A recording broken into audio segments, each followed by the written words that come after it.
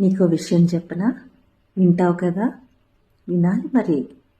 నీకు మనశ్శాంతి కావాలా వద్దా? మనశ్శాంతి కావాలంటే నీ విషయాలు ఎవ్వరికీ చెప్పకు, ఎవ్వరి విషయాల్లో నువ్వు తలదూర్చకు.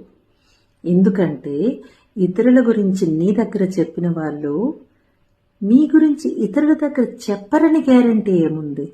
చెప్పరని నువ్వు అనుకుంటున్నావా? అయ్యో, అడిగిన వాళ్ళకి అడగని వాళ్ళకు కూడా చెప్తూ ఉంటారు. అవసరమా నీ గురించి 10 మంది మాట్లాడుకోవడం?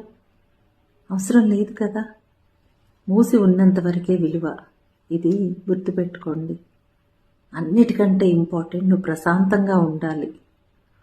ప్రశాంతంగా ఉండాలి. నీకు మంచి క్వాలిటీ టైం నీ దగ్గర ఉండాలి అనుకుంటే ఎవ్వరి విషయాల్లో అనవసరంగా తలదూర్చుకు.